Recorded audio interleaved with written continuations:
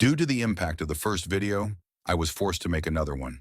This time, I will explain better the current value of each weapon and how it will be in the future. At the same time, I will talk about other weapons. Let's begin. The first topic I will discuss is the bows, harvester, and ice piercer. These weapons have already reached their minimum value, which was about 600. Now they are around 700 and are very likely to go up again in the coming days. Not to what they were at their peak, but they will most likely rise again. The reason of their drop was the over-circulation of the item and the desperation of people to trade them for higher value items, which caused their value to keep dropping. They can't be considered stable yet, but they probably will be in the next few days. Next, I will talk about the vampire set. According to my predictions, I said they would be very high, but I was wrong. The vampire items are now stable, and I don't think they will rise much more. The hype for these items is over, and they are also being over-circulated. Moving on to Ginger Scope.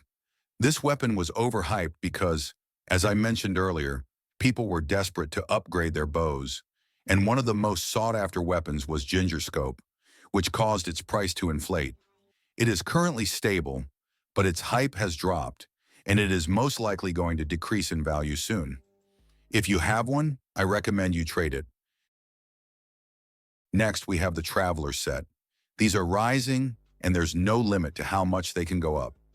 The hype for these items started when Chroma Water Gun and Everset stopped rising, so panicked traders began to trade for items of similar value.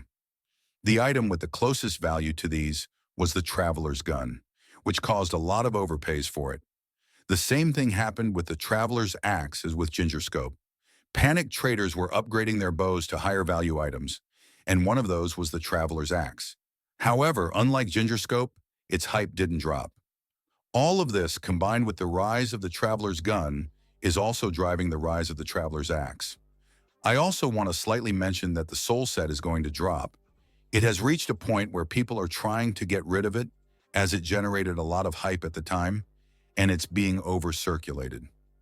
Okay, now that I've mentioned that, the next item I will talk about is Corrupt. This is generally a bad knife. I have nothing against it, but I feel it should be worth a little less than it currently is.